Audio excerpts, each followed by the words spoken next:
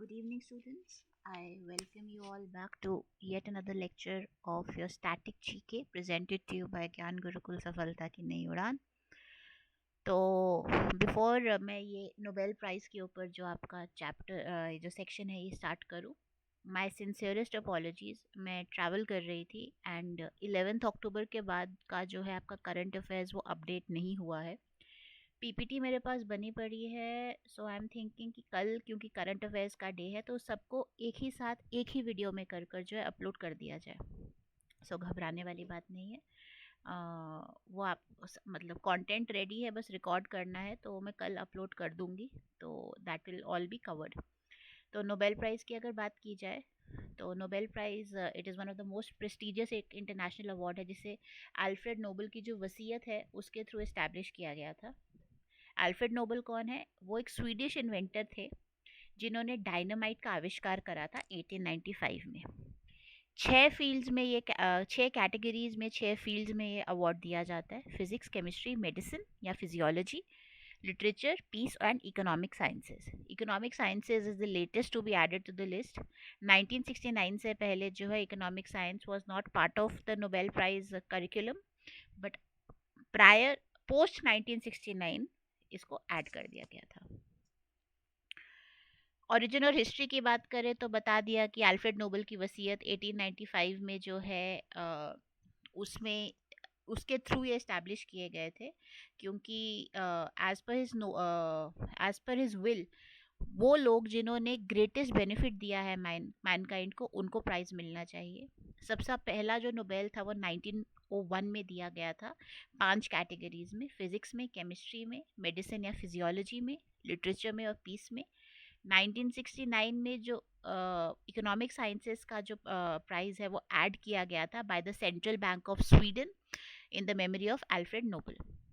तो 6 कैटेगरीज आपको बता दी गई हैं, या आप पढ़ सकते हैं।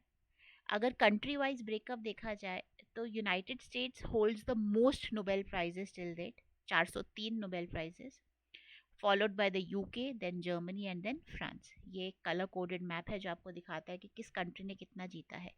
India lies in the category of 11 to 20 medals in Nobel, 11 to 20 nobles. Selection का क्या प्रोसेस होता है? नॉमिनेशन होती है। जो कैंडिडेट्स होते हैं जो प्राइजेस के लिए अप्लाई कर रहे होते हैं उन्हें नॉमिनेट किया जाता है क्वालिफाइड इंडिविजुअल्स के द्वारा या इंस्टीट्यूशंस के द्वारा वर्ल्ड ओवर। फिर एक सिलेक्शन कमेटी जो है हर एक कैटेगरी के प्राइज़ के लिए वो बिठाई जाती है, एंड जब वो बिठाई जाती है then they take the final decision. जो आपका पीस प्राइज़ है वो नॉर्वेजियन नोबेल कमेटी देती है। बाकी जो रिमेनिंग 5 कैटेगरी के प्राइजेज है वो स्वीडिश इंस्टीट्यूशंस देते हैं। क्राइटेरिया क्या है? आपको प्राइज के लिए अवार्ड देना या इनफैक्ट नॉमिनेट भी करना जो है, it is based on merit, कि आपका जो काम है किस तरह से उस एफर्ट ने जो है ह्यूमन काइंड को, मैन काइंड को बेनिफिट करा है। It has no consideration for nationality और जेंडर और पॉलिटिकल अफिलिएशन। तो एक अगर हम डिटेल में इसका सिलेक्शन और नॉमिनेशन प्रोसेस देखें तो कुछ नॉमिनेशन रूल्स रहते हैं कि कुछ सर्टेन इंडिविजुअल्स हैं या ऑर्गेनाइजेशंस हैं जो दूसरे को जो है नॉमिनेट कर सकती है नोबेल प्राइज़ के लिए। जैसे कोई यूनिवर्सिटी के प्रोफेसर्स हैं या प्रीवियस नोबेल लॉरिएट्स हैं जो पहले नोबेल प्राइज़ जीत चुके हैं, किसी प्राइज़ अवार्डिंग इंस्टीट्यूशन का मेंबर है, या कोई स्पेसिफिक नोबेल कमिटी है, ये ऑथराइज नॉमिनेटर्स हैं। ऐसा नहीं है कि आप जैसे या मैं, मेरे जैसा कोई भी जाकर जो बोले मैं इसको नॉमिनेट करना चाहता हूँ। No, they have a very rigorous and very thorough nomination के लिए भी क्राइटेरिया। नॉमिनेशन कौन नॉमिनेट कर सकता है, who is eligible for nominating somebody else, उसके लिए बहुत एक थॉरो क्राइटेरिया इन्होंने सेट डाउन करा है। कॉन्फिडेंशियलिटी की बात की जाए तो जो नॉमिनीज़ हैं और उनकी जो डिटेल्स हैं एंड कि क्या सिलेक्शन प्रोसेस में क्या उन्होंने किस बेसिस पर उनको सिलेक्ट किया, किस बेसिस पर रिजेक्ट करा, वो एटलीस्ट 50 ईयर्स तक जो है कॉन्फिडेंशियल रखी जाती है, so that decision making process को फेयर रखा जाए और उसे बाहर के प्रेशर से जो है इंक्यूबेट किया जा सके। वोटिंग प्रोसीजर की अगर बात की जाए तो हर एक कैटेगरी की जो नोबेल कमेटी है वो एक्सपर्ट रिपोर्ट्स के थ्रू जो है नॉमिनीज का काम जो है इवैल्यूएट करती है एंड फिर मल्टीपल राउंड्स में वोटिंग करके they choose the laureate. Average number of nominations की बात करें तो एनुअली जो नोबेल पीस प्राइज है उसमें टिपिकली 200 से 300 नॉमिनेशंस देखने को मिलती हैं. लेकिन लिटरेचर जैसे प्राइजेस हैं जहाँ पे मुश्किल से 200 नॉमिनेशंस भी देखने को मिलते हैं. तो दैट जस्ट शोज कि कुछ prizes are more popular than the other ones. Gender की अगर बात की जाए तो 1901 से जितने भी प्राइजेस अवार्ड किए गए हैं उसमें से सिर्फ 6% प्राइजेस जो हैं वो विमेन को गए हैं. 989 प्राइजेस 2023 तक अवार्ड किए गए थे और उसमें से सिर्फ 63 जो थे वो औरतों को दिए गए थे. एंड किस कैटेगरी में मैक्सिमम नंबर ऑफ रिप्रेजेंटेशन है विमेन का, वो है पीस कैटेगरी में. 19 विमेन को पीस कैटेगरी में जो है नोबेल मिला है. मदर टेरेसा हो गई, मलाला यूसुफ अफजाई हो गई, ऑन्ग सैन सूची हो गई. Malala Yousafzai she is the youngest Nobel laureate also. Aung San Suu Kyi जो है ये म्यांमार में इन्होंने डेमोक्रेटिक गवर्नमेंट लाने के लिए रेजिस्टेंस करी थी and she became the democratically elected prime minister also of Myanmar for some time before being overthrown by the junta government. Mother Teresa के काम से तो सब जो है वाकिफ ही हैं, राइट. तो सॉरी. नोटेबल लॉरियट्स की बात की जाए, मैरी क्यूरी का नाम सबसे ऊपर आता है. पहली एक महिला लॉरिएट है जिनको 2 नोबेल प्राइजेस मिले हैं, एक फिजिक्स में और एक केमिस्ट्री में. एल्बर्ट आइंस्टाइन को फिजिक्स में नोबेल मिला था 1921 में. लेकिन ध्यान देने वाली बात यह है कि उनको नोबेल जो है अपनी थ्योरी ऑफ रिलेटिविटी के लिए नहीं, उनके फोटो इलेक्ट्रिक इफेक्ट के लिए दिया गया था. बहुत से बच्चों से पूछो कि एल्बर्ट आइंस्टाइन को नोबेल किस लिए मिला था, तो बोलते हैं रिलेटिविटी थ्योरी के लिए. रिलेटिविटी थ्योरी के लिए नहीं है, फोटो इलेक्ट्रिक इफेक्ट के लिए है. मलाला यूसुफ अफजाई हियर यंगेस्ट नोबेल लॉरिएट जिनको पीस प्राइज 2014 में मिला था. She shared it with Kailash Satyarthi जो इंडिया के हैं. एंड क्यों मिला था, इन्होंने तालिबान के अगेंस्ट जाकर आवाज़ उठाई थी एंड विमेन राइट्स को आगे लेकर गई थी. She was even shot by the Taliban in the head but she was a survivor. She fought back. She was a warrior, not a survivor, I would say she was a warrior. And फिर women rights के लिए and Afghans all over the world के लिए she raised her voice, इसलिए इनको peace prize दिया गया. Linus Pauling जिनको 2 अनशेयर्ड नोबेल प्राइजेस मिले हैं, एक केमिस्ट्री में और एक पीस में. And international campaign to ban land mines, ये एक ऐसे ग्रुप का एग्जाम्पल है जिसे नोबेल पीस प्राइज मिला था क्योंकि इन्होंने जो एंटी पर्सोनल लैंड माइन्स होती हैं, यानी जो ह्यूमंस के अगेंस्ट, मिलिट्री पर्सनल के अगेंस्ट जो लैंड माइन्स बिछाई जाती हैं उसको बैन करने में बहुत इंपॉर्टेंट रोल प्ले करा है. इंटरेस्टिंग फैक्ट्स कुछ और, कपल्स को भी नोबेल प्राइजेस मिल चुके हैं जैसे मैरी एंड पियर क्यूरी. 1903 में इन्होंने फिजिक्स का नोबेल शेयर करा था. एल्वा एंड गुनर माइडल, पीस का अवार्ड इनको मिला था 1982 में. गुनर माइडल जो है ये एक तरह के आप कह सकते हो सोशियोलॉजिस्ट थे. वेरिड फील्ड्स में इनका काम है. इन्होंने एक किताब लिखी थी एशियन ड्रामा जिसमें उन्होंने बताया था कि कैसे हमने करप्शन, एशियन सोसाइटीज़ में कैसे हम लोग करप्शन को एक इनहेरेंट पार्ट मान लेते हैं अपने कल्चर का. It has become an inherent part of a culture कि जब तक पैसा नहीं देंगे तब तक हमारा काम होगा ही, सरकार हमारा काम करेगी. 10-20 रुपए देना, 50 रुपए देकर अपना काम करवाना कोई बड़ी बात नहीं है. पॉस्थ्यूमसली जो है नोबेल प्राइज नहीं दिया जाता. पॉस्थ्यूमसली क्या होता है, किसी का देहांत हो गया है उसके बाद उन्हें जो है नोबेल मिल रहा है. हाँ, ऐसा हो सकता है कि मुझे आज अनाउंस किया गया कि मुझे प्राइज मिल रहा है, लेकिन जब तक प्राइज की डेट आएगी, December 10th को ये प्राइजेस दिए जाते हैं, तो जब तक December 10th आया उससे पहले अगर मेरी मेरी मृत्यु हो जाती है, मेरा निधन हो जाता है, आई पास अवे, तब मुझे मिल जाएगा क्योंकि ऑलरेडी जब मुझे अवार्ड किया गया तब मैं जिंदा थी. अवार्ड करने के बाद जो है मैं जो है मरी हूँ, मेरा देहांत हुआ है, आई हैव पास्ड अवे. तो अनाउंसमेंट के बाद अगर आपका निधन होता है तब आपको मिल जाएगा, लेकिन अनाउंसमेंट से पहले ही अगर आप जिंदा नहीं है तो पोस्टह्यूमसली अवार्ड नहीं दिया जाता. 2 मेजर ऐसे लॉरियट्स हैं जिन्होंने अपने प्राइजेस को रिफ्यूज़ करा है. पहले है लीडू थो जिन्होंने पीस का अवार्ड 1973 में डिक्लाइन करा था, और दूसरे हैं जॉन पॉल सार्त्रे जिन्होंने लिटरेचर का प्राइज जो 1964 में रिजेक्ट करा था क्योंकि ये जो अवार्ड्स थे उनका जो स्टांस था इन अवार्ड्स को लेकर, उनकी फिलॉसफी, दोनों की फिलॉसफी में अंतर था. It did not sit well with his philosophy, so he refused.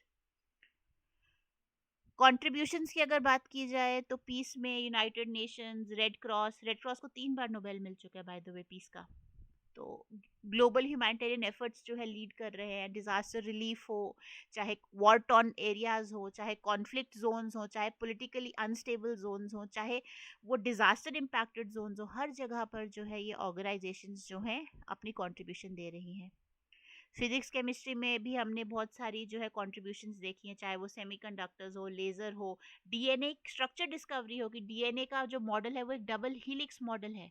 Watson, Crick and Wilkins ने 1962 में जो है इनको अवार्ड दिया गया था नोबेल इस चीज़ के लिए। मेडिसिन में हमने पायनियरिंग डिस्कवरीज देखी हैं, जेनेटिक्स में, वायरोलॉजी में, वैक्सीन्स में, थेरेपीज में to for diseases like cancer, malaria and HIV AIDS. लेकिन रीसेंट ट्रेंड्स क्या हैं? जेंडर गैप देखने को मिल रहा है। Only 6% of Nobel laureates are women. 63 women को आज तक जो है नोबेल प्राइज मिला है। बहुत सारी कंट्रोवर्सीज भी हैं कि स्पेशली आपकी पीस और लिटरेचर वाली कैटेगरीज में, जहाँ पे माना जाता है कि डिबेट्स जो है हुई हैं पॉलिटिकल फैक्टर्स को लेकर या डिसएग्रीमेंट्स को लेकर। और जो नोबेल ऑर्गेनाइजेशन है, जो नोबेल फाउंडेशन, जो कि स्वीडन बेस्ड एक फाउंडेशन है, वो फाइनेंसेस और एडमिनिस्ट्रेशन को मैनेज करती है प्राइजेस के, and that has also come under scrutiny and debate in the past few years. Nobel prizes जब डिस्ट्रीब्यूट किए जाते हैं तो कुछ ट्रेडिशंस हैं, कुछ बैंक्वेट्स हैं। तो जब अवार्ड सेरेमनी हो जाती है स्टॉकहोम में, तो एक नोबेल बैंक्वेट जो है स्टॉकहोम के सिटी हॉल में कंडक्ट करवाया जाता है। One of the most glamorous events in Sweden, and Swedish royal family, laureates and over 1300 guest इसको अटेंड करते हैं। पीस प्राइज जो है, हमने पहले भी पढ़ा, नॉर्वेजियन नोबेल कमेटी देती है, स्वीडिश नोबेल कमेटी नहीं देती है। बाकी के 5 जो है स्वीडिश नोबेल कमेटी देती है, सिर्फ एक पीस प्राइज ऐसा है जो नॉर्वेजियन नोबेल कमेटी देती है। तो ये जो प्राइज है ये स्टॉकहोम में नहीं, ये ऑस्लो में दिया जाता है एक सेपरेट सेरेमनी में, जिसको नॉर्वेजियन नोबेल कमेटी प्रिजाइड करती है ऑस्लो सिटी हॉल में, एंड नॉर्वेजियन रॉयल फैमिली भी अटेंड इसको करती है। ठीक है, okay next. Details, monetary award रहता है, हर एक नोबेल प्राइज के साथ एक कैश प्राइज रहता है, और ईयरली ये वेरी करता है, एनुअली ये वेरी करता है। As of 2023 11 million Swedish kronor, almost 1 million US dollars जो है ये प्राइज में दिए जाते हैं। प्राइज के कैश के साथ साथ एक गोल्ड मेडल और डिप्लोमा भी दिया जाता है। एंड हर साल दिसंबर 10 को जो अल्फ्रेड नोबेल की डेथ एनिवर्सरी है, उस दिन ये स्टॉकहोम में दिए जाते हैं और ऑस्लो में दिए जाते हैं। ऑस्लो में पीस प्राइज दिया जाता है, स्टॉकहोम में physics, chemistry, medicine, literature and economic sciences के अवार्ड्स दिए जाते हैं। जो आपके पीस, फिजिक्स, केमिस्ट्री और मेडिसिन का जो नोबेल है, उसके ऊपर अल्फ्रेड नोबेल का पोर्ट्रेट बना हुआ है मेडल के ऊपर, और लिटरेचर और इकोनॉमिक्स के मेडल पे यूनिक डिजाइन होते हैं। 18 कैरेट ग्रीन गोल्ड के मेडल्स बने होते हैं और इनको 24 कैरेट गोल्ड से कोट किया जाता है। ऑलमोस्ट 175 ग्राम्स का वेट रहता है। एंड अगर डिप्लोमा डिज़ाइन की बात की जाए तो एक हैंड डिज़ाइन डिप्लोमा दिया जाता है हर एक लॉरिएट को, जिसमें उसका यूनिक साइटेशन दी जाती है कि उसकी क्या कंट्रीब्यूशन रही है, उनकी क्या अचीवमेंट है जिसके लिए उनको नोबेल दिया जा रहा है।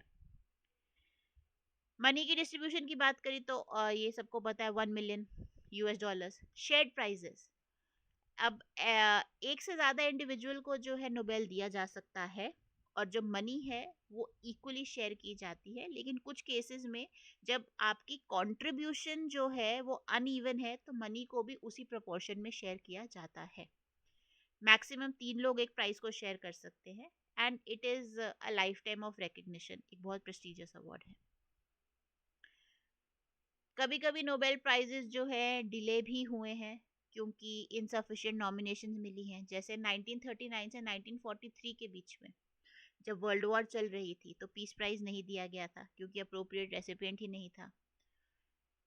जॉन पॉल सार्त्रे एंड डी लुक्थो के बारे में हमने पढ़ा कि उन्होंने अपने अवार्ड्स जो है डिक्लाइन करे थे। लेकिन एक तीसरे नोबेल लॉरिएट हैं बोरिस पास्टरनाक, जिन्होंने प्राइज तो एक्सेप्ट कर लिया था, but because he was living in the Soviet union at that point of time, Russia जो कंसोलिडेटेड रशिया था, USSR था, तो स्टेट अथॉरिटीज ने उनको फोर्स किया था कि अपना अवार्ड जो है आप डिक्लाइन कर लें, आप अपने अवार्ड से डिक्लाइन कर दे।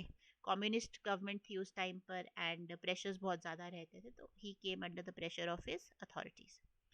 Youngest laureate Malala Yousafzai, activism in promoting girl education, Taliban के अगेंस्ट जिन्होंने फाइट रखी थी, कैलाश सत्यार्थी के साथ उन्होंने शेयर किया था पीस प्राइज। और ओल्डेस्ट लॉरिएट है जॉन बी गुड इनफ, जिनको जो है केमिस्ट्री में 2019 में अवार्ड मिला था। उनका काम जो है लिथियम आयरन बैटरीज के ऊपर, उसके लिए ही became the oldest Nobel laureate at 97 years old. Special Nobel prizes की बात करें तो पीस प्राइज फॉर ऑर्गेनाइजेशंस जो है, ऑर्गेनाइजेशंस को पीस प्राइज दिए गए हैं, जैसे कि इंटरनेशनल रेड क्रॉस जिसको 3 टाइम मिला है, 1917, 1944 and 1963। United Nations including the आपके commissioner for refugees and the UN itself, 1954, 1981 and 2001। Family winners, Marie and Pierre Curie के बारे में हमने पढ़ा, ये भी पढ़ा कि मैरी क्यूरी को 2 नोबेल मिले हैं। उनकी बेटी जो है इरीन जॉलियट क्यूरी, उनको भी 1935 में केमिस्ट्री का नोबेल मिला है। तो कुछ कंट्रोवर्सीज डिस्कस कर लेते हैं। सबसे पहली कंट्रोवर्सी थी पीस प्राइज को लेकर कि बराक ओबामा को 2009 में नोबेल पीस प्राइज दिया गया था एंड बहुत लोगों को लगा था कि बहुत प्री मेच्योर डिसीजन है। क्यों? क्योंकि उस टाइम उन्होंने जस्ट अपना ऑफिस जो है रिज्यूम करा था, he became the president. Other than that Henry Kissinger and Le Duc Tho को जो 1973 में जो प्राइज दिया गया था वियतनाम पीस अकॉर्ड जो है उसको नेगोशिएट करने के लिए, लोगों को लगा था कि बहुत जल्दी है क्योंकि वियतनाम वॉर 1973 में ख़त्म नहीं हुई थी एक्चुअल में। 2016 में बॉब डिलन को लिटरेचर का प्राइज दिया गया था। डिबेट हुई कि क्या सॉन्ग राइटिंग को भी लिटरेचर माना जाता है। एंड अदर देन दैट बहुत सारे ओवरलुक्ड फिगर्स हैं हमारे ही देश से, महात्मा गांधी बापूजी हमारे, उनको 5 बार नॉमिनेट किया गया है पीस प्राइज के लिए, बट वो कभी जीते नहीं हैं। बहुत नोटेबल फिगर है, उनके जो प्रिंसिपल्स हैं अहिंसा के, सत्याग्रह के, नॉन वायलेंस एंड ट्रूथफुलनेस वाले जो प्रिंसिपल्स हैं, उनका जो सिंप्लिसिटी से रहने वाला प्रिंसिपल है, और ground economy, grass root level को प्रमोट करने वाला, दलित्स के लिए जो है, हरिजन्स के लिए जो है आवाज़ उठाने वाला, इन सब चीज़ों को ध्यान में रखते हुए और उनकी कंट्रीब्यूशन को देखते हुए 5 बार वो नॉमिनेट हुए हैं लेकिन कभी नहीं जीते हैं। तो that is again a Nobel prize controversy. India से बहुत सारे लॉरियट्स जो हैं, मशहूर लॉरियट्स हमने देखे हैं। सबसे पहले थे रविंद्रनाथ टैगोर, लिटरेचर का 1913 में प्राइज़ मिला। He was the first Asian to be awarded this prize and अपनी पोएम्स की जो इनका संग्रहालय था, जो किताब थी गीतांजलि सॉन्ग ऑफरिंग्स, उसके लिए इनको मिला। फिर 1930 में सीवी रमन आ गए, सर चंद्रशेखर वेंकट रमन, जिनको फिजिक्स के लिए मिला। रमन इफेक्ट इन्होंने डिस्कवर करा था एंड इस रमन इफेक्ट की वजह से जो है हमें पता लगा कि लाइट कैसे स्कैटर करती है, किस तरह से लाइट की इंटरेक्शन होती है और उसकी वेवलेंथ में चेंज होता है जब वो एक ट्रांसपेरेंट मटेरियल से पास करती है। तो स्पेक्ट्रोस्कोपी का जो प्रिंसिपल है कहीं ना कहीं रमन इफेक्ट के ऊपर ही बेस्ड है। फिर आते हैं हरगोबिंद खुराना, 1968 में फिजियोलॉजी और मेडिसिन का नोबेल इनको मिला। He shared it with Robert W Holley and Marshall W Nirenberg. इन्होंने जेनेटिक कोड को डिकोड किया था और ये दिखाया था कि न्यूक्लियोटाइड्स की सीक्वेंसेस जो है उसकी क्या सिग्निफिकेंस रहती है डीएनए कंट्रोल में for the synthesis of proteins. तो अगेन बायोलॉजी, मॉलिक्यूलर बायोलॉजी और बायोटेक को समझने का एक बहुत अच्छा अटेम्प्ट था ये। Mother Teresa, 1979, although she was not initially an Indian citizen, she was born in Macedonia, but she later became an Indian citizen and Kolkata में बहुत इन्होंने जो है अपना एक्सटेंसिव ह्यूमैनिटेरियन वर्क जो है कंडक्ट करवाया, particularly with the missionaries of charity जो उनका एनजीओ था। तो poverty, compassion and dignity for human life, in fact lepers के साथ इन्होंने बहुत क्लोजली काम करा है। तो she was awarded the peace prize in 1979। फिर सुब्रमण्यम चंद्रशेखर, 1983 फिजिक्स नोबेल मिला। इन्होंने चंद्रशेखर लिमिट को डिफाइन करा, वाइट ड्वार्फ्स जो एक तरह के स्टार्स होते हैं उसके ऊपर काम करा एंड उन्होंने बताया कि मैक्सिमम मास जो है एक स्टेबल वाइट ड्वार्फ स्टार का वो कितना जा सकता है, उसी चीज़ को चंद्रशेखर लिमिट कहा जाता है। तो ब्लैक होल, सुपरनोवा, इस सब को अंडरस्टैंड करने के लिए इनकी कंट्रीब्यूशन बहुत इंपॉर्टेंट थी, क्योंकि स्टार्स ही हैं जब वो एक्सप्लोड करते हैं तो वो ब्लैक होल्स बनते हैं। 1998 में Amartya Sen, economic sciences of course, welfare economics और सोशल चॉइस थ्योरी के लिए इनको अवार्ड दिया गया। कैपेबिलिटीज अप्रोच इन्होंने दी थी कि भाई एक गरीब को आप पैसा मत दो, आप उसको ये मत बोलो कि हाँ भाई तू गरीब है, तेरे पास पैसा नहीं है, ये ले पैसा खाने के लिए, ये ले राशन, ये ले पैसा हॉस्पिटल जाने के लिए। आप उसको इतना केपेबल बनाओ कि वो खुद के लिए पैसा कमा सके और खुद की ज़रूरतें पूरी कर सके। तो उसको अपने पाँव पे खड़े होने के लिए केपेबल बनाओ। उसको उस स्टेट में मत रखो कि वो हमेशा आपके ऊपर डिपेंडेंट रहे। उसे इंडिपेंडेंट बनाने की कोशिश करो, केपेबल बनाने की कोशिश करो।